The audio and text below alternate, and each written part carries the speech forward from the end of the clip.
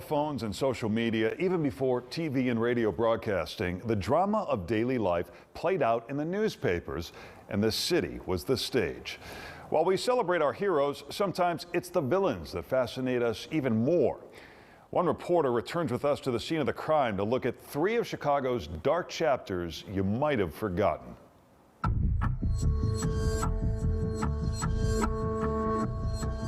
Chicago's gang warfare, both organized and disorganized, has captured the national attention for generations. Sun-Times federal court reporter John Seidel digs deep in the files of the Sun-Times archive. I feel like a lot of them are really kind of symbolic of the Chicago that we all still know today. You know, there's the intersection of crime and politics that you see over and over again. The files go back more than a century to the Daily News, when journalism was far more sensational, perhaps less professional. The Daily News documented a history of Second City sinners, the name of Seidel's book. Chicago's just a magnet for so many different kinds of people.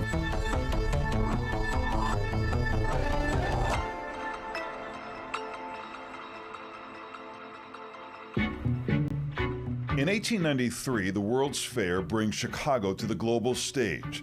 As the fair draws to a close, Carter Harrison begins his fifth term as Chicago's mayor. He was a pretty popular politician and kind of a man of the people.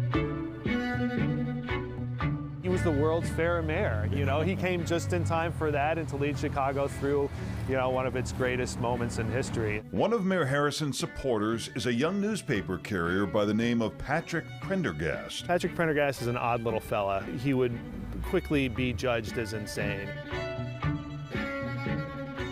As Mayor Harrison takes office, Prendergast has convinced himself that he was key to the mayor's victory. Prendergast, he was convinced not only that he helped Carter, but that Carter owed him. And he thought he deserved the job of Corporation Counsel, the top lawyer in Chicago. And he finally went looking to collect. Late one evening, October 28, 1893, just 2 days before the World's Fair ends, Patrick Prendergast arrives at Harrison's home. So we're at the southwest corner of Jackson and Ashland. What was in this empty lot here? I mean, this would have been where Carter Harrison, the mayor of Chicago, had his home. And some guy comes and rings his doorbell one night, which seems odd that people would knock on the mayor's door, but what happens? There were people who heard them yelling and heard Carter Harrison say, "No, I won't do it." And then there were gunshots. Prendergast shoots Mayor Harrison and takes off running. Harrison dies in the hallway. The mayor's son and coachman chase Prendergast down Ashland Avenue. He turns himself into police, and he's charged with the assassination of Mayor Carter Harrison.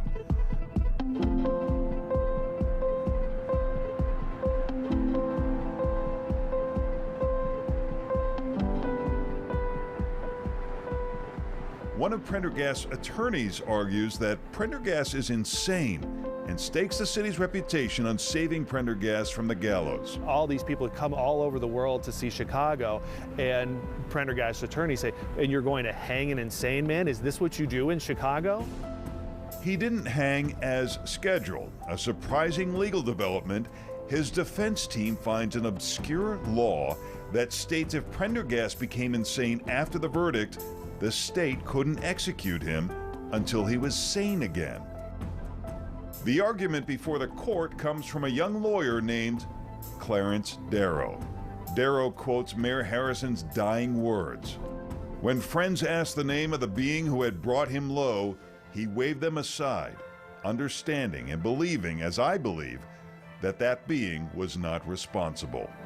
You can kind of see hints of his later career in there, pleading with people, not necessarily to endorse what Prendergast did or anything, just say, you know, spare him, spare this insane man, and the jury didn't buy it. Darrow's argument fails. Patrick Prendergast is hanged July 13th, 1894. He's the only client that Clarence Darrow failed to save from execution throughout his career. It was certainly for him the beginning of a conversation, a social conversation that would continue for other people as well as him with other defendants in the future.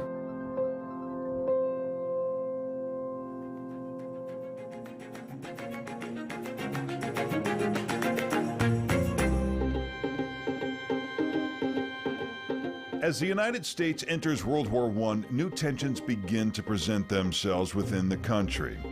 And it comes to a head at Chicago's federal courthouse, then located at Dearborn and Adams. Right around that time, there had recently been a very high-profile trial there of a union known as the Wobblies, the Industrial Workers of the World. The Wobblies represent an anti-war socialist labor movement. In 1918, 100 members of the group are charged with conspiracy under the Espionage Act. They just opposed the war effort. They didn't like the way society was going. They had slogans like a live soldier is a hobo, a dead soldier is a hero. It's worse to be a traitor to your class than to your country. And it was a time when it wasn't very popular to be saying things like that. Judge Kennesaw Landis presides over the Wobblies' trial in Chicago's Federal Building. The trial ends in August 1918 with 14 members of the Wobblies, including the leader, Big Bill Haywood, sentenced to 20 years in prison. But the story is far from over. This is the corner of Dearborn and Adams. This is where the Federal Building stood a century ago.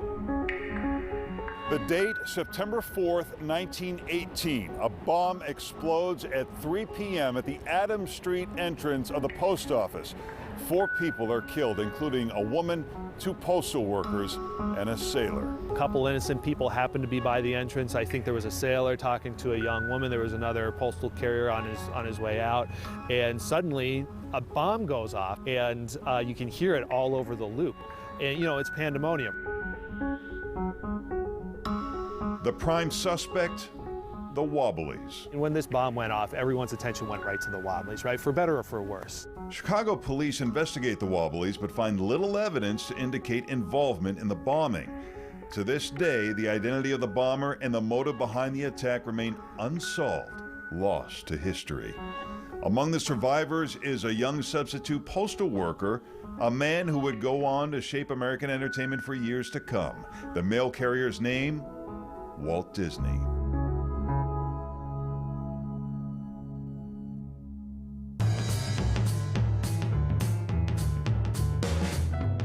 The 1920s usher in a new era for the city, and in particular for the city's women.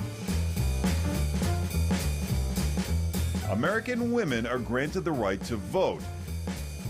Women's rights raises an interesting dilemma when women are accused of murdering their lovers.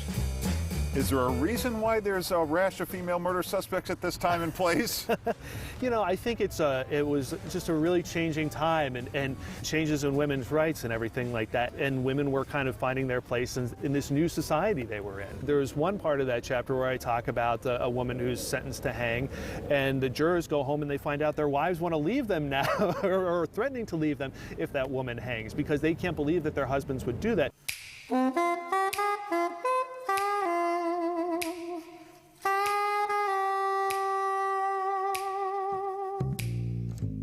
A few of the cases include suspects Belva Gartner, Beulah Anand, and Sabella Nitti. The Daily News declares women's hunting season has arrived in Chicago. The line about women's finest hunting season on record. Just a really remarkable quote about Sabella Nitti, her own defense attorney, calling her ugly and without sex appeal, but we're going to try and save her anyway.